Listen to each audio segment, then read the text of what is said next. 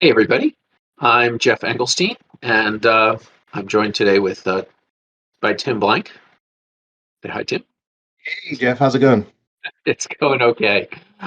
So we are here on this Halloween to talk about movement in games and all of the different ways that can be expressed, and some of the considerations that you need to take into account when you're a designer.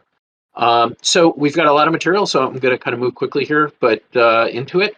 But I would just like to thank everybody for joining us today, and to say if you have any questions, please feel free to drop it into the chat. We will be monitoring the chat. We're going to try to answer questions as we go, and then if time permits at the end, we'll be happy to answer any questions that come up then. But please feel free to post in there, and we'll make it as interactive as possible.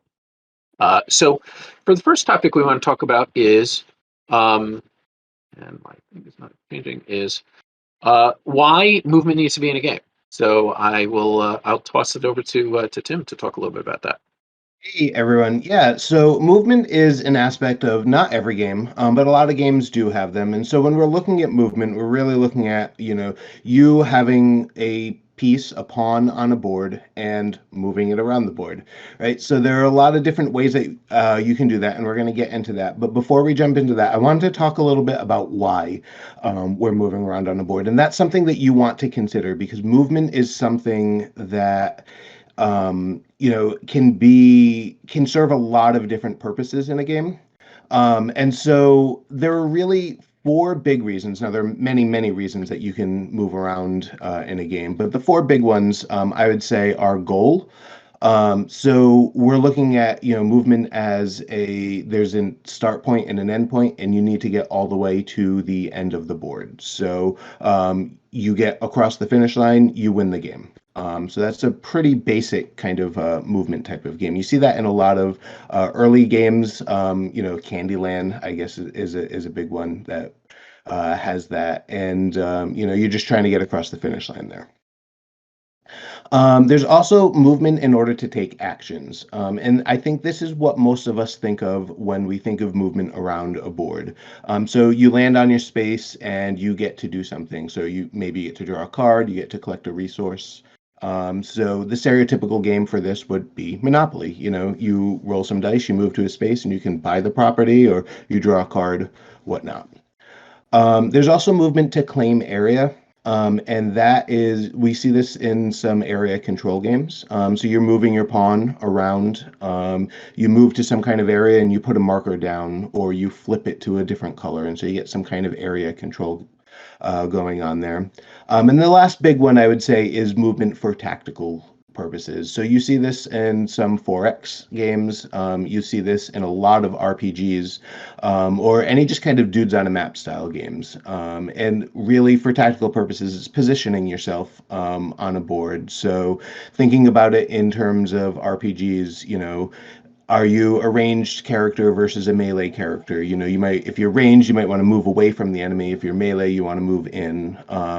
Other mechanics such as, flanking bonuses, hiding behind, trees or bushes or whatnot. Just trying to be tactical, and so you're moving around a board there.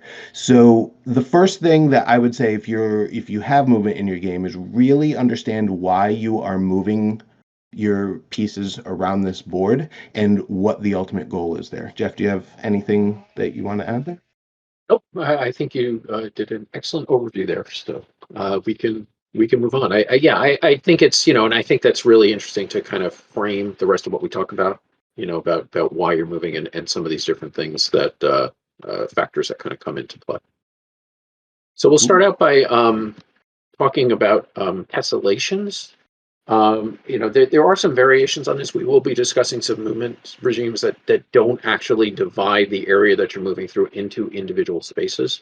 But in general, when you're moving, there's going to be spaces. And there's kind of three broad areas. You can have 1D, 2D, and 3D movement. Um, I'm not actually aware of a game that uses 4D or four-dimensional, five-dimensional movement. That I'll have to look at that. Well, maybe that's a thing for a future design. But for 1D, that's like your Candyland, so that's paths. And you can kind of have 1.5D in some ways, which is uh, like shortcuts or paths where you like can skip spaces and stuff like that. There's some variations on just general paths, but in general, those are the simplest. When you get into two-dimensional, then you're looking at first kind of regularly gridded areas, which are usually going to be squares and hexagons. Those are, you can also tessellate with triangles, but there's very few games that do that. So squares and hexagons have a lot of kind of different advantages and disadvantages. Squares are kind of the simplest for people to understand. They're the least intimidating when they look at a board and they see it divided up into squares. Hexagons, look a little bit more complicated. They don't necessarily have to be, but hexagons do have an advantage in that they will allow for more natural movement in terms of that the distances you travel. You don't have that diagonal issue that you do with squares. Do you move diagonally or not move diagonally? And it's the way that kind of warps the geometry of the situation. Hexagons are a lot more regular for that. It gives you a lot more options in terms of facing and things like that. And then there are the irregular areas, which include just general areas like diplomacy or risk. And then you have your point-to-point maps, which in one sense can be, or basically like area maps, where you move from dot to dot. However, you can do some more tricky things with point-to-point. So every area map can be reduced to a point-to-point map, but not every point-to-point map can be turned into an area map. You can have lines crossing each other in point-to-points and looping around in ways that you can't do easily with areas. So that's something to consider as well. For 3D maps and movement, there's a bunch of different options there. And so I threw up some slides here to kind of show some of the basic examples of that and the way it's been done in the past, which you may find interesting or not. First, a lot of these games are older. Tim really called me out on that, so I guess but hey, you better get used to the older games. Jeff's going back to the originals for y'all. So, so this is one called Chopper Strike. This is from the 60s or 70s. So this is kind of a two-layer three-dimensional board. So you had this plexiglass upper layer, and then a regular board lower layer. So tanks and infantry and stuff moved on the lower level, and then the titular choppers moved on the upper clear plexiglass one. So that's, again, a very visually striking kind of a game.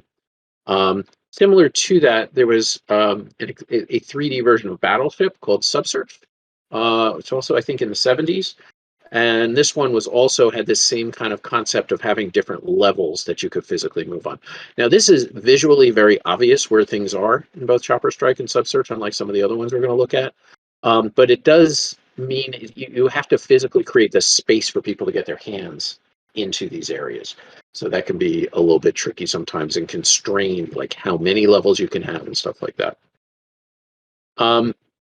This is a game called Attack Vector Tactical, which is probably about 10 years old now. This is a space combat game where you can actually have your ships in various angular orientations.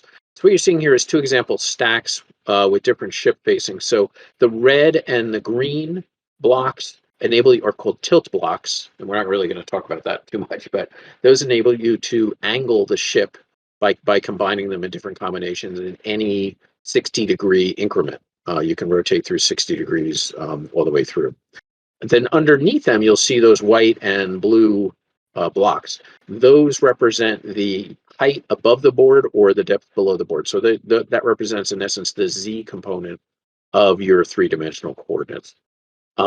So it's a little bit tricky to a certain extent. The number of blocks is the height, so you can kind of see which ones are above or below, but it does require a little bit more. It's a little trickier to visualize, but it gives the maximum flexibility for the number of levels above and below. Yeah, we do have a comment in the chat here that that they feel like 3D movement is something that's dropped off over the past few decades because there's a lot of practical issues with production and gameplay. What are your thoughts on that, Geoff?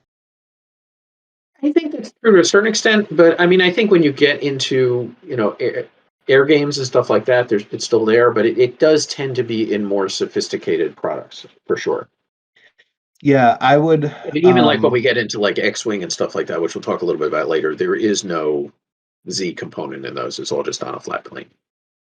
Right. Yeah, I would agree. I would say that I think that that is kind of changing at this point.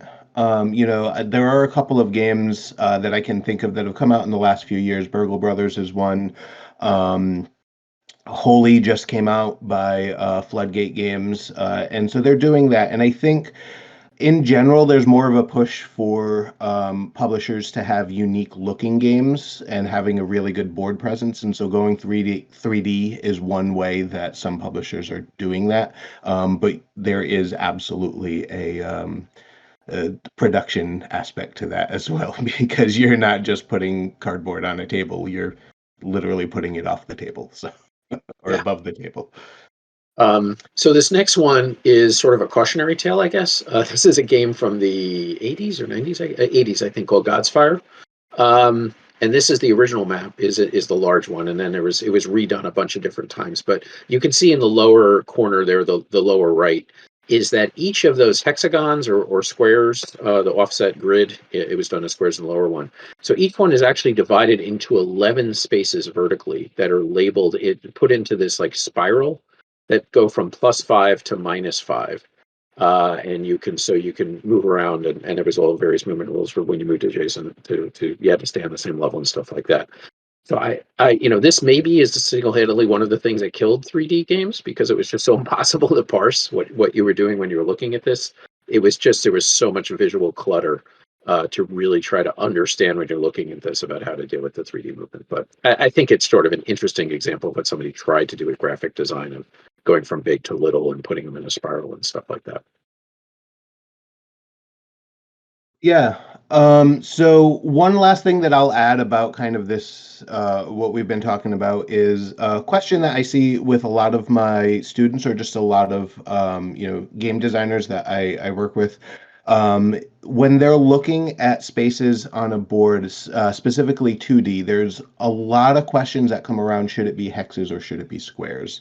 The biggest thing that I really talk to the designers about is to think about who your target market is. As Geoff mentioned earlier, squares are easier to parse, but hexes allow for a lot more natural kind of movement. And, we see this a lot in RPGs as well. We'll see a hex grid versus a square grid, and are you building your map on that kind of grid? But even in just regular traditional board game design, there are benefits and drawbacks to both. Like I said, squares are a little bit easier to parse. So if your game is going for more of a lightweight kind of feel, squares might be a better move there. One thing you do need to consider with squares is diagonals. Are those going to be one move or are they going to be two moves for you? And then hexes are just going to be a lot, you're looking at it at a little bit a lot of different directions. So you're not just looking at up, down, left, right. You're looking at, 60-degree angle here versus 120-degree angle there. So you Yep. really, you've kind of got three directions going on a hex board if you're looking at that. One thing that I have seen with 3D designs is that they tend not to go with hexes. They tend to go with squares because it's just much easier to parse that because now you have that third dimension of height. Yep. So Another quick consideration, and then we'll move on because we're way behind schedule. Is that if you're going with modular tiles, kind of like a descent style or something like that, then squares are going to be a lot easier to work with than mating up hexagons as well. It just becomes a lot trickier if you're meshing tiles onto each other. size is also a consideration too. Yeah. Okay, I know you have strong feelings about roll and move, Tim, so I'm tossing it over to you. All right, yeah, roll and move.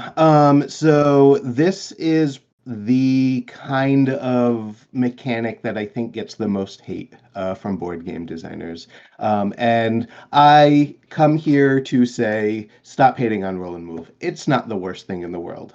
It's The reason it gets a lot of hate, I think, is because the way that individuals see it being implemented in games. Usually, it's that action kind of why that I was talking about, where you roll a die, you move on a board, and then you get to do the action of the space that you land on. But it's not the worst thing in the world. I actually, in my class, when I do the mechanics portion, I make all of my students create a game based on mechanics, and I always give roll and move to one of the students. And I, call them aside sometimes and I say, "You have the mechanic that everyone hates, but I want you to make a game that people aren't going to hate with this." And I have seen time and time again, my students come in with really, really good iterations of a roll and move game. So. Uh, don't hate on it. There are ways for roll and move to work. Yep. One thing that I I could, see a lot of students do is mitigate the rolls. Go ahead, Jeff. no, I was just to say I agree with you completely. And we've got two examples, Exhibit A and Exhibit B, to hopefully put lie to the feeling that roll and moves can't work. So you want to, I guess so this is the first one you want to talk about. This one, Tim, or do you want me to take this? Yeah, yeah. So Formula D is one of those games that does mitigate roll and move a little bit because you have the different dice that you roll. So you do get a little bit of a choice there as to how much you want to roll. So I don't know what more Right. you want to say about that. No, and I think that this is, the key, the theme you're going to see with roll and moves here is that you've got to, it there's got to be, some form of mitigation or something beyond it. It can't, it's hard for it to just be that that's the only part of the game, right? There needs to be, so here you've got the gear shifting.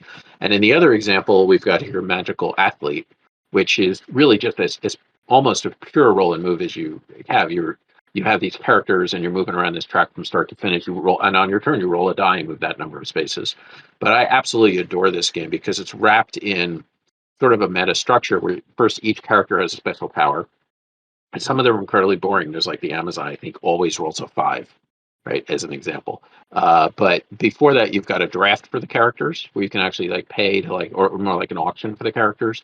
And then also there's multiple races and you have to select which characters you're going to put into each race. So the way the characters will interact with each other has a lot of interesting facets as well. So it's a really, really basic roll and move, but I don't know if you've played this one, Tim, but it's just a hoot, and I think is a great example of a way you can take just your basic rolling mechanism, roll, move that number of spaces, and layer stuff on top of it to make it work super well. Yeah, so there are two other considerations that I usually talk about with roll and move here. The first one is you really want to check out who your target market is. I know Candyland technically isn't a roll and move, it's a draw and move, but it's got a very similar mechanic. But you think about who plays Candyland. You don't have adults sitting around a table on a Saturday night drinking beers and playing. Well, maybe you do. But you usually are playing Candyland with small children. It's usually one of the first kinds of games that they play. So roll and move would be appropriate for that target market. The other thing to consider of what roll and move is when you look at the why, it oftentimes, like I said, is that action why of you land on a space and you get to do what that space says. But if you think about it, there are a lot of games that have something similar. Drawing a card and doing what the card says is just another iteration of roll and move, but instead of moving on a board, you're just picking a card up in your hand. You have a randomizer that gives you a random action that you get to do. But for some reason, people don't get so upset when they draw a card and do an action, but they do when they move on a board and do an action. So try to rethink of what your roll and move is and why you actually have it in the game. And just know that, there are markets out there that will just say, no, I won't play a roll and move game. So if you have that in your game, maybe there's another way that you can iterate it, such as through cards. Okay, next up is pattern movement. And this is, we have chess pieces here, or checkers as an example, where there's basically a certain number of spaces you can move to. I just got a couple of examples, games, and some interesting things that they do that's actually both related. So first is the Duke.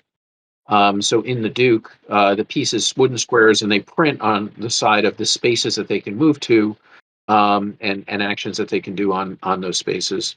And uh, the interesting part about it is when they move, they flip over to the other side, so they do something different on the reverse face. So one of the considerations with pattern movement is, and you think of like chess or shogi or some of the bigger chess variants is you've got to teach somebody how to use how to use it. But this is an example where how all the pieces move is because the movement pattern is printed right on the piece itself. There's not as much memory involved. It's a lot easier to learn, and it's much more accessible. Similar concept was used by the game, another one that I love called Navia Dropped, which is from the early 2000s, late 90s, which was it's just a fabulous game that was just botched because of the way that it was launched and the name that it was given and stuff like that. But this is also a shogi-ish kind of a game where the pieces have these little circular discs on them that show, again, the spaces that they can move into and special things that they can do. And when part of the thing you also do during a game is you're in gold, and if you get enough money, you can upgrade the pieces and rotate those discs. They're all on these little hinge pivot things, and you can just flip them around to a more advanced movement pattern on the opposite side. So this is another one to check out if you're interested in exploring pattern movement. Yeah, I would say the big thing with pattern movement is visuals, visuals, visuals, visuals. These two games that Geoff just talked about actually have the pattern printed on the piece. But if you don't have that, you want some kind of quick reference, because it's going to be very difficult to explain patterns to a player that is not familiar with these kinds of games. The other thing that I would say, and I won't say this as an absolute because I don't believe that there really are any absolutes in design, but just be mindful if you're creating a pattern movement game, that it's not just another iteration on chess, that you have something different coming out of it. There are a lot of publishers out there that they hear that you've got a chess variant, and they're not going to want to hear it. With that said, if you have a really awesome chess variant, go ahead and pitch it around. But just be mindful if you're creating a pattern movement game that you are bringing something unique to it that chess doesn't already do. Okay, and this is just sort of a concept, just is that rather than have a pattern movement, that you give just a number of points to a piece, and that's the number of, and it can spend those points to move. One of the nice things about this system is you can then add the effects of terrain. You have to spend more points to do certain things. You can also combine this with a general action point system, so you get points that can either be used to move or to attack or to whatever. I don't have an example game here in the presentation for this one, but certainly I'm sure most of you are very familiar with the types of examples that fill this. I feel like I see this a lot in a lot of indie game designs. When I'm play testing with a lot of players, I see this a lot, and I've seen it. It can be very effective. Okay. Next is resource to move, where you actually have to expend something. The graphic here, and by the way, all of these images, these kind of diagrams of the things were put together by game designer and artist Daniel Solis, actually for the book that Isaac Shalev and I did called Building Blocks of Tabletop Game Design. So thanks to Daniel for making these cool designs.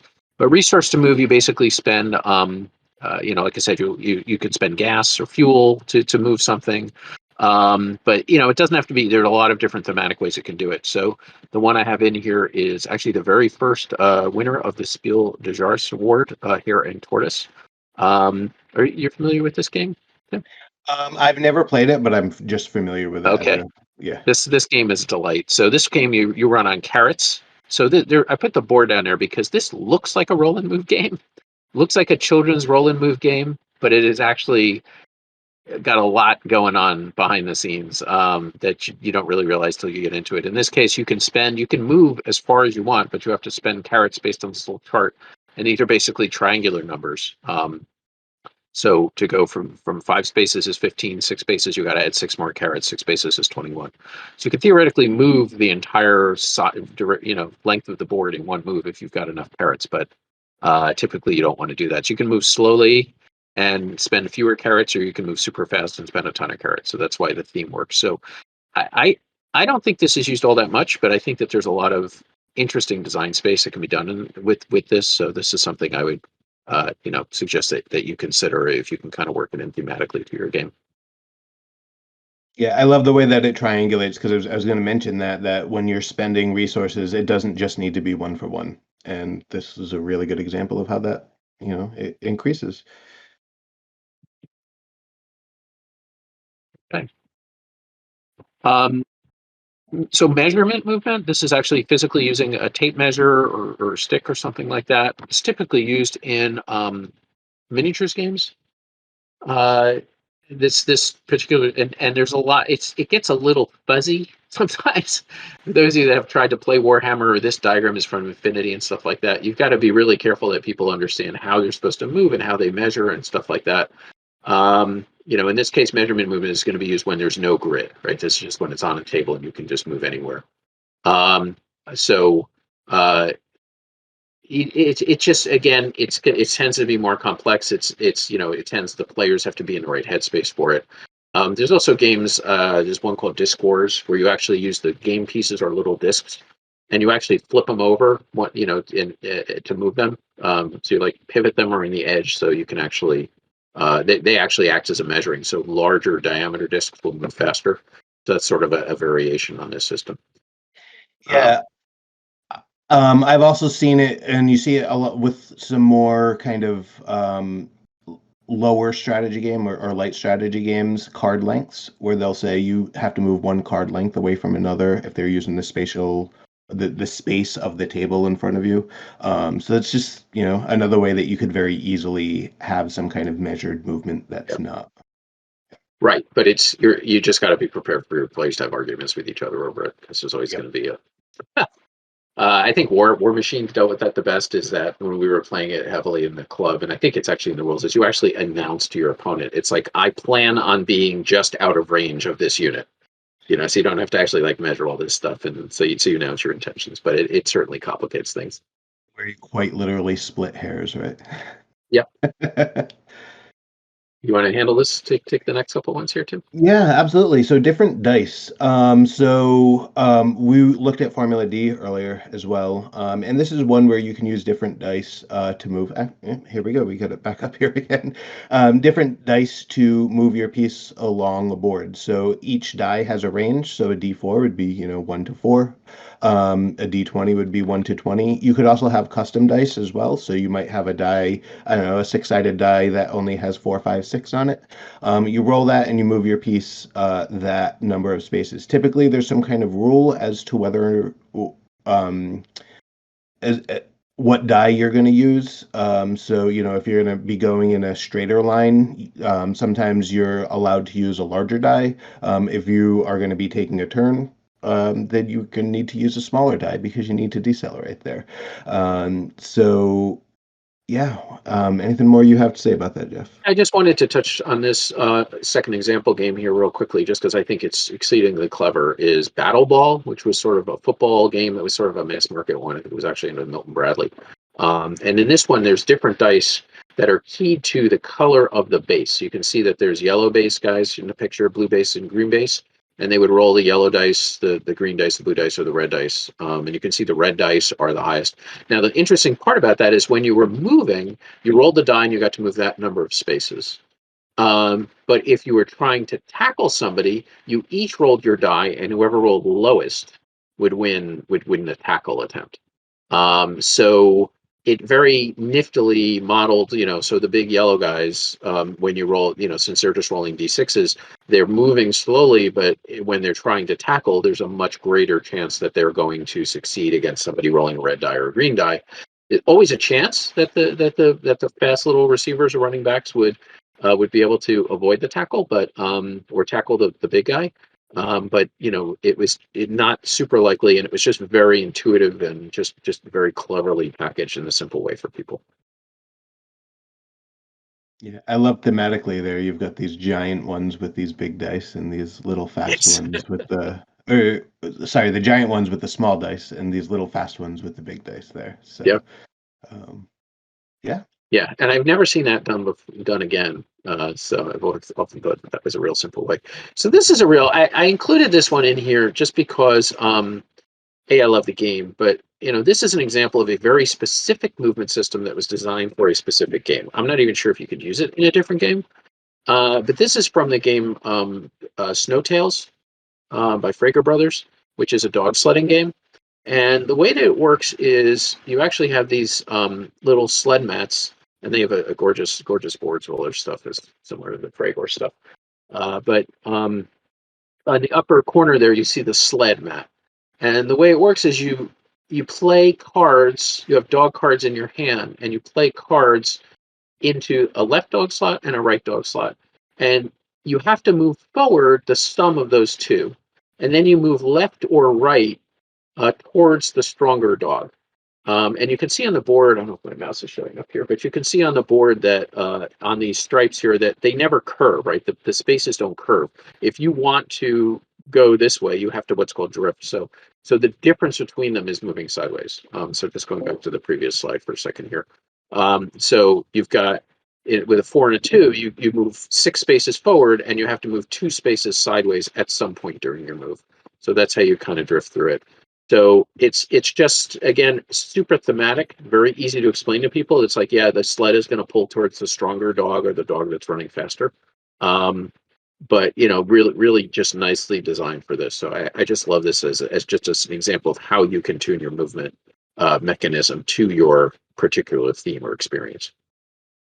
Yeah, I've seen this done not in any published games, but in some indie games that I've played. I played one earlier this year. It was a golf game.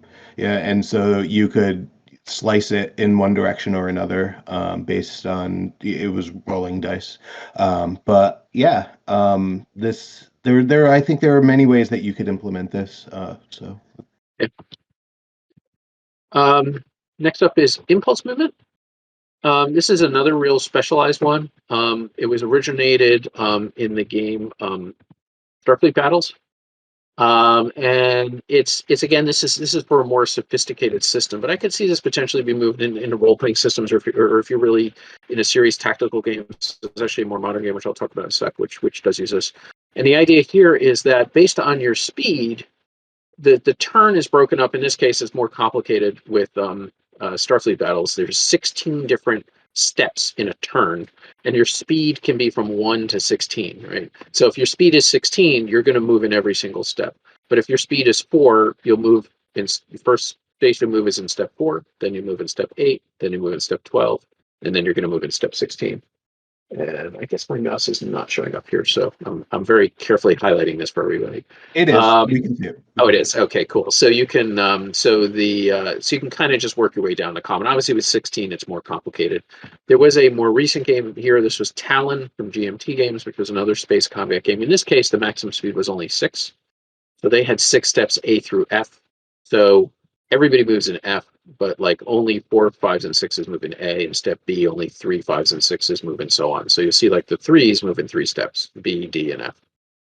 So it's just a way of interleaving the movement, so you don't have a situation where I move all my ships and I can move super far across the map, and then you move super far across the map. It leads to a more natural kind of movement, but it is more complicated. Yeah, I would say the big thing with this, and even the drifting one is to really know who your target market is. You're not going to throw this in a game that's intended for elementary school kids. So just, having individuals have an understanding of more complex kind of matrix style gameplays. That's, those are the games you want to introduce this kind of movement into. You want to talk about program movement? Yeah, absolutely. So program movement. So this is where you create a series of movements. And usually and you see this in the picture here, usually it's putting down some kind of cards where you're going to move a certain number of spaces in a direction. Oftentimes the cards will say what direction. So in this example here, we have you're going to turn left, you're going to turn right. This is something that you do want to consider if you're going to have a square map versus a hex map here. And it's something that you can,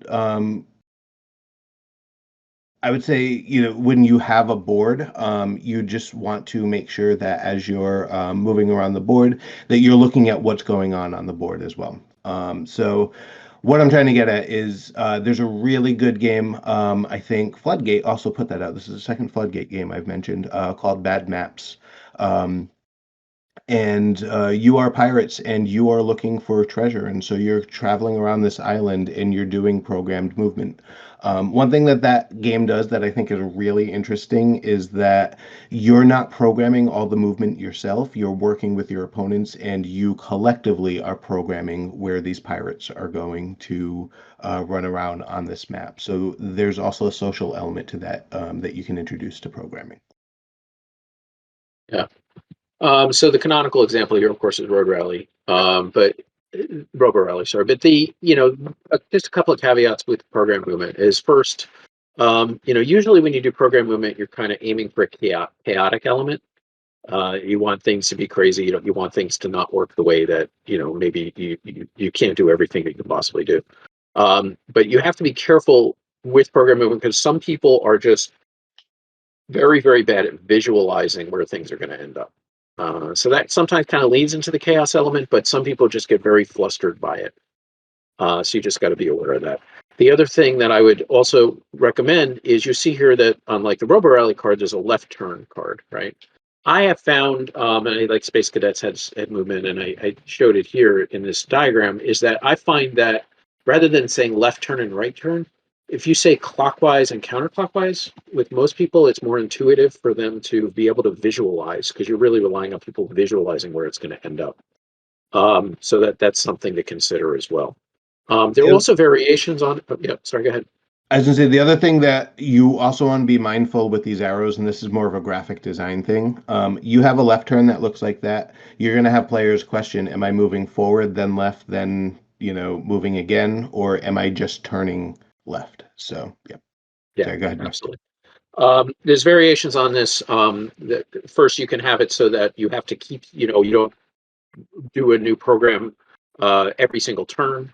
Twin pin bots and mechs versus minions both had that where you actually pull. You only replace some of your actions, so the rest of it stays the same, which ups the complexity and the cognitive load of it. Robo Rally has that similar thing when you get damaged that some of your cards can get locked and you have to reuse them, but that's not all the time. And there's others which you can be a little simpler, like Volt from Emerson Matsouchi does. You have moving robots around, but in that case you're rolling dice, and then you're just putting dice on like this little mat on your robot where there's no rotation or facing. It's just move left, move right, up, down, whatever, and actions. So he took the turning out and just you roll dice and you can kind of put them where you want. So you got to kind of make that work. So that's another variation of a way to simplify this a little bit. Yeah, other considerations I would say with program movement are the boundaries of the board. What happens when someone hits the edge of the board? Some games they'll have you turn around, some games you take damage, or some games you just stop. And then the other thing Geoff kind of touched upon is just being careful if you're designing a game that uses this, that you're making sure that people aren't getting into areas where they're getting trapped, where only a specific kind of movement will get them out of it. Yeah, because that can be really frustrating for players if their piece can't move because they don't have the exact card that they need in order to get out of the hallway that they're in. Yeah.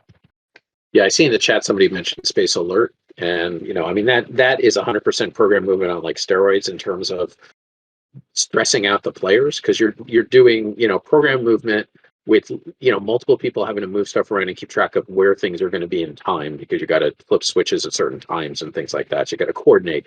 You're under time pressure because you only have whatever it is, 5 minutes, 10 minutes to do the entire thing, and you have a limit. You don't necessarily get the cards you want. There's limited cards of what you can do. So that really amps up the volume. So the pressure on the players. So next up is relative movement. Tim, your thoughts around this one? Yeah. So relative movement is movement in relation to your other players. And I'm looking at this graphic right here, and it looks very much like a get bit kind of game. Yes, where that was the inspiration for sure. So it's so where you are on the board doesn't really matter as much as where you are in relation to the other players. So if this was get bit, you've got this shark that is chasing after you, and it's gonna bite a limb off of a player, whatever player is closest to it. So your goal in this game is not necessarily to be in first place, but to just not be in last place. And so you just want to make sure that you are further ahead of at least one other player in order to continue in this game. There are a couple of other games that have done this, but Geoff, I know you have a couple that. Here we go. So you got Well, this Roadkill is here. one I just put in here. I just had a picture of it handy, which is Roadkill, which is an Avalon Hill game, which is, and this is sort of an apocalyptic racing game. I just like this because it shows that even where you would normally think that there's going to be, normal movement, where this is kind of like a Thunder Road, Mad Max sort of a scenario. In this case, it's done as relative movement. So there are cards which represent different parts of the track, but if you're all the cars that are on the same segment, and usually you don't get too far ahead, maybe you're at one playing card, is that the cars are arranged in order. So you can see here on that first card, there's three cars on there, and if that number 8 car passes the number 1 car, you just swap the places like we showed there. So it's really all about passing. Now, one of the advantages of this in a racing game is it keeps the players bunched up. You don't want to get a situation. Sometimes you'll get a situation in race games where somebody's ahead and they get far ahead for whatever reason, and just other players just can't catch them, and it's just difficult. Or it's just not as much fun because you want the players interacting with each other, even if it's potentially possible for somebody to catch up. So using relative movement for racing game or something like that it's pretty cool because it collapses that. um, it sort of collapses the whole structure of it so that it keeps the players engaged, it keeps the players interacting with each other through the entire time.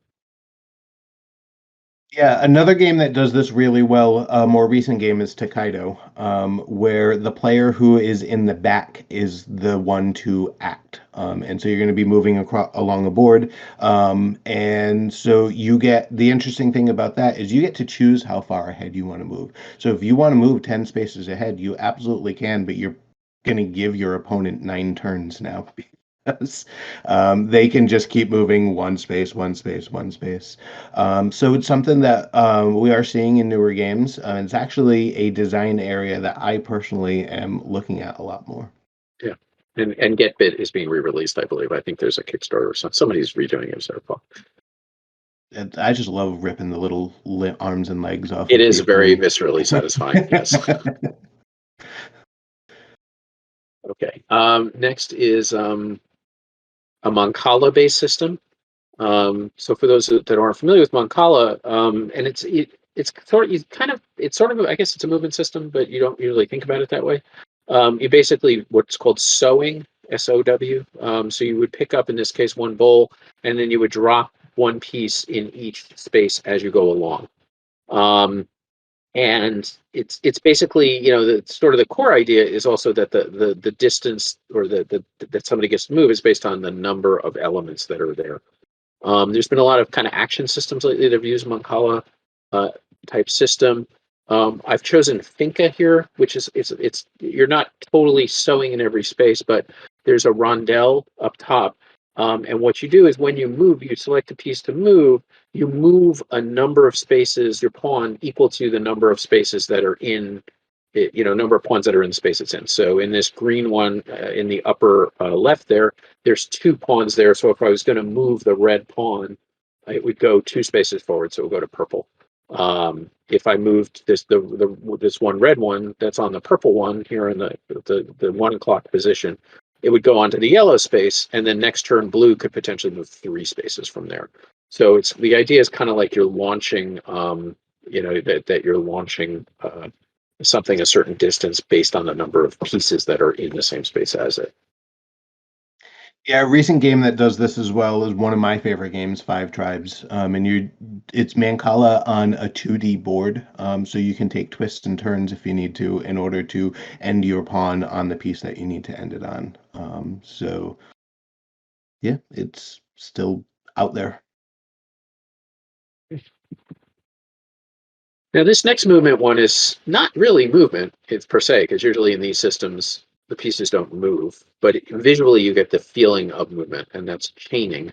It is that you put pieces out on, you have to extend a chain. An example will help here. So, again, sort of the canonical example is this game Expedition from the 90s, where here you're adding these arrows to a trip basically, that shows how they're going. And there's certain rules, like if it tries to cross itself and things like that. So you can see here while you're chaining those arrows that you do feel like the expedition is moving around, but it does sort of constrain the way that you can move because of looping and things like that. A similar one is Through the Desert, the Knizia game. This isn't the greatest picture, but here when you add camels, you have to add a same color camel to your group. So here's the purple camels. You would add another purple camel to extend out. You don't necessarily extend from the end, but they then tend to chain because you're also trying to surround territory as part of it. So you do get the feeling of these caravans moving across the board, even though nothing is actually physically moving. Yeah, there's a more lightweight version of this game called Caravan that was just put out. Can't remember who recently put it out, but just about 2 or 3 years ago. But you see this in a lot of pick up and deliver games where you're creating a caravan or you're creating a system of trains where you're trying to get a resource from one end of the board to another.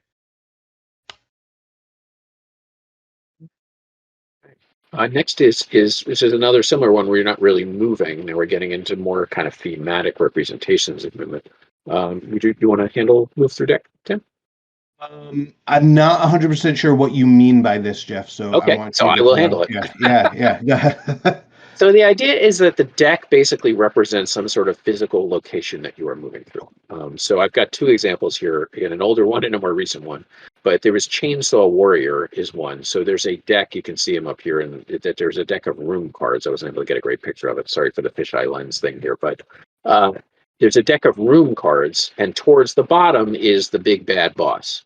And so as you flip these cards, you move through these rooms. I guess it's also kind of like Munchkin has this feel in a way, but it's Munchkin doesn't have like a big bad guy at the deck, so it doesn't. It's more just encounters. But here you're actually the deck is stacked in such a way so that it gets more challenging and difficult as you move through the deck to try to get to the final destination.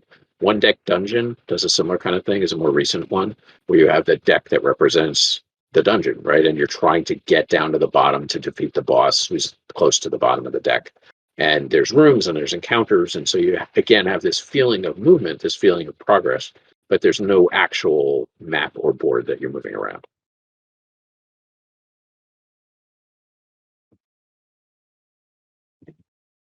Okay.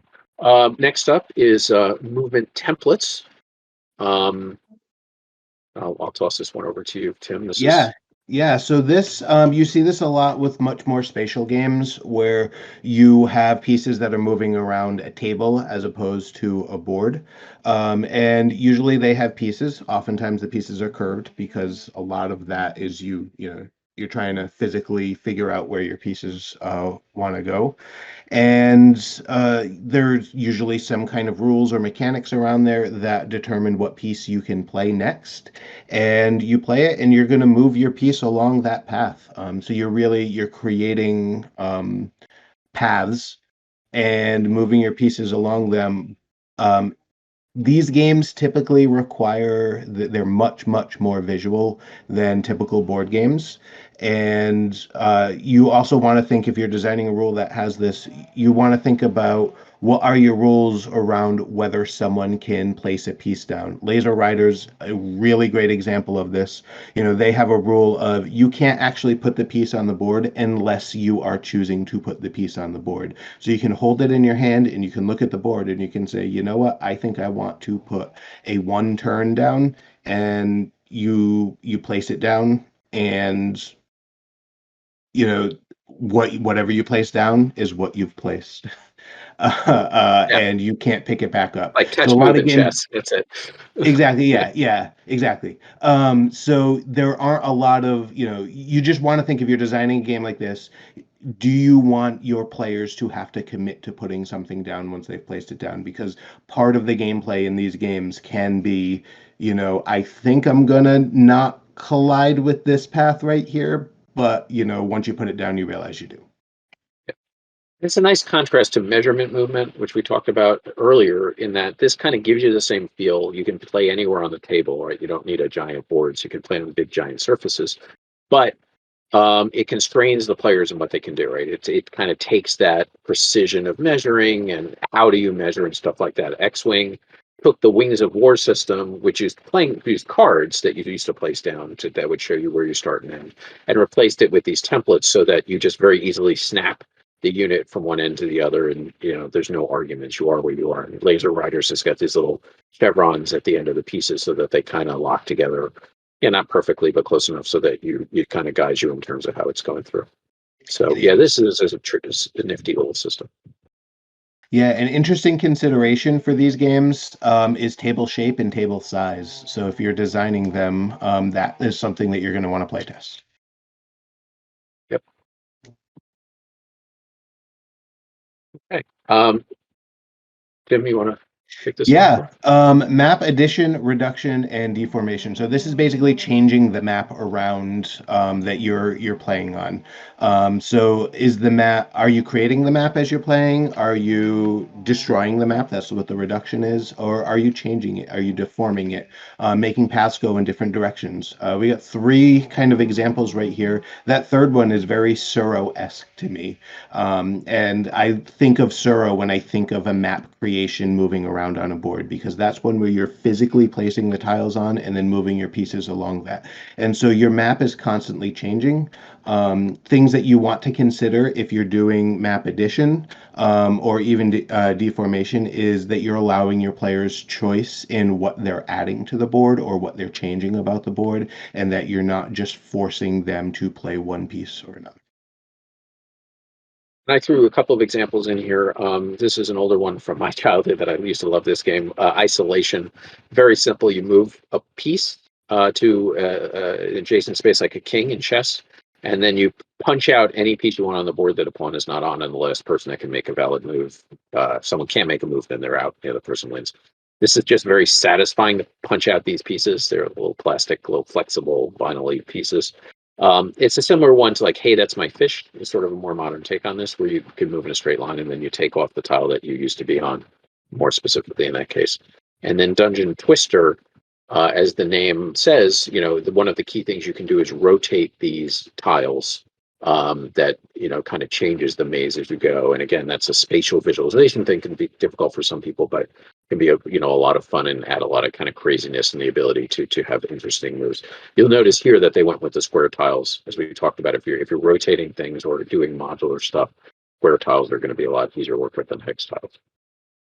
Yeah, another interesting consideration for these kinds of games is especially the map, the map creation and destruction types, is what are you doing with your empty pieces? Are those spots that are still in play? Are those things like in that other game that you showed where you just can't move there? Can your players move there? Can they not? Are there bad effects that they can have if they move to those spaces? So just an interesting area of game design. Okay. Okay, we've got about 7 minutes left. I think we're actually going to be close on time, so that's pretty exciting. So next is bias. So bias in movement is the idea is that you kind of have to move in a certain direction or something's carrying you away. This is typically from a thematic standpoint. This is ocean currents. This is wind for flying games or ballooning. You see this sometimes with fans in like Rube Goldberg type games, or magnets will pull things certain ways, or if you're climbing a mountain, you'll keep sliding down a little bit maybe. There's a lot of different thematic, interesting things that can introduce bias. And it can, it's nice because it kind of, has some interesting features with how the players decide to move. And there's you want to, in a sailing game, you want to be upwind of your opponent, gives you more flexibility in terms of what you can do in terms of how you maneuver and stuff like that. An example I've thrown in here is from Robo Rally. And in this case, there's conveyor belts that you can move on to. There's two different styles of conveyor belts in this particular board. The reddish ones with the solid arrows move you one space, and the blue ones move you two spaces. They're faster conveyor belts. So, that can, again, it's all about the chaos. There's also these oil spills are also sort of a form of bias. When you step onto them, that you will slide down to them, that it will move you just more spaces, although it's not in a specific direction per se. The other interesting feature about these conveyor belts, which you don't see in a lot of, like with wind and things like that, is that there's turning conveyor belts like this one here. So when you move on to that, it will actually rotate the robot and change its facing. But that is not done as often. Usually with bias system, it's just strictly in a single direction. Yeah, interesting considerations for this kind of movement in games, I would say, is there's opportunity for interaction. If you're forcing your opponent to move somewhere, you could move them onto, say, one of these conveyor belts and now move them all the way across the board. There's also a consideration that you need to have if you're going to be doing that of who chooses where the opponent goes. Are you the one choosing that, or are you just moving your opponent back and they get to choose that? So something to pay attention to if you're introducing this to a game design. Um, Pieces as map. This is kind of, again, a bit of a specialty one. The picture here is Hive, and the example I put in here is Hive, because that's probably the best example of it, where you actually are sliding the pieces around and they have to kind of all stay contiguous with each other into a different pattern. So I just kind of including this for completeness. It's sort of, it's not used in too many games, but I think it's got some interesting design space. I agree, and I think that designers should be exploring this a lot more because it's a really unique mechanic, and it also makes for really great visuals when you're playing a game and a really great table presence. Um, Next is multiple maps. So this is the idea is that you've got maps that are kind of connected to each other. In this diagram here, you're seeing like a surface level and then a subterranean level, which has been used in some games like Iron Dragon and some other stuff. There's other options here as well, and this is a way of kind of almost creating a 3D kind of a feel, but in a much simpler way because there's certain connection points. Um, this is Buck Rogers in the 25th century, Battle for the 25th Century, which I think is a pretty neat example. So in this case, you have the planets. There's planet tokens, which aren't shown here, that move around on the solar system board. And then as you move, when you move one of your ships onto one of these, one of the planets, you can then, if you move it in the same space as Mercury, you can then move any like land units that you're carrying and move them onto the Mercury board. So there's fleets and there's land units, and so you're operating both with this main board where things are circular, moving around, but then there's also battles that are happening on the planet's surface itself. And then you got to worry about because the planets on the inside move faster than the ones on the outside. So how long is it going to take you to travel between them, and when are they aligned and stuff like that. So this is one example of a typical kind of multi-map system. Another one, which is used for battle resolution, is in Titan. This is the main Titan board is shown to the left. When two legions, two armies are attacking each other, you then take out, there's a special separate little board where you actually resolve the battle. This is the hill board, and then you actually have a tactical little battle. And there's a separate one of these for each of the types of terrain. So they're kind of linked in a way, but it's not as linked as it is in like Iron Dragon or in the Buck Rogers game, because it's more just sort of a representative battlefield. We see this a lot actually in RPG video games, where you're moving around on a larger map, but then when you get into a fight, you kind of zoom in to the smaller map, and there's a more tactical element there. There are a lot of board games that do that, but it's a good way to cross over between the two genres. Okay, and this is our last one here is hidden movement. Would you like to talk about Yeah, this? There's so many different ways to do this, probably more than there's a couple minutes are going to allow us to talk about, but go ahead. right. Yeah, I personally love hidden movement games because oftentimes when you add hidden movement there, you get some kind of deduction or figuring out element. But usually this is when one player or maybe all players are moving around on a board and the other players don't know where they're moving. So Scotland Yard is a really great example of it where you have one player who is Jack the Ripper and he's moving around London, and then the other players are the police and they're running around trying to capture him. And usually you have Scotland Yard does this. You have some kind of paper where the player tracks what spots of London they're moving onto, because that Jack will leave little clues for each spot that he's been on. And so you just need to make sure that if you're doing this, that you have some kind of way of tracking where you have been, because you can't visually see it on the board, Yeah, or else it your can really opponents are be going to know. difficult. You got to worry about cheating, or not even cheating necessarily, but inadvertent rules mistakes with this. So you really got to make it hopefully as simple as possible uh, for the person or players that are moving in a hidden fashion. Because if they mess it up, it can basically just ruin the game for everybody. So you really need to keep that simple. There have been attempts that aren't so simple. This is the Normandy campaign, which is a war game that tried to use hidden movement. So in this case, it was actually called a double blind system. And you had your own map. So the German player had their map, and the Allies had their map. And all you saw on your map, you had the front line. So this is the German map, and these stars represent the furthest progress that the Allies have made. So if the Germans want to attack, like if they want to attack this hex, they basically, all they do is they tell the Axis player, tell the Allies player, I'm moving in, and give them the hex number. And the Allies have to say there's something there, and then you have a battle, or there's nothing there, in which case you would, take this star off and put the stars back here, because now you're pushing it back. So, but any movement that you make behind your own lines is completely invisible to the other player. They don't have no idea how you're moving. So again, you got to make sure this is a more complex game, but you can see the movement points is the second number on this, and you got to make sure that that's set up to. Players have to be a certain sophistication level in order to do something like this. But there's a ton of hidden movement games out there. I'm sure the listeners are familiar with a lot of them. But it's really interesting to study those and think about how a couple of key factors of how the simplicity is maintained so that people don't make mistakes, because that messes things up. And also, how does information leak out? Because as Tim said, that there's a huge deductive element. So deduction games, you want some kind of information come out. So like in a Fury of Dracula, there's a trail of a certain number of cards of your location. So the players can always see where you were a certain number of turns ago, but don't know where you are exactly now. Say Scotland Yard, periodically you've got to pop up and materialize. In Normandy campaign, you can start doing probes and other things to try to see where the people are and so on. So you got to think about those elements. Yeah. Okay.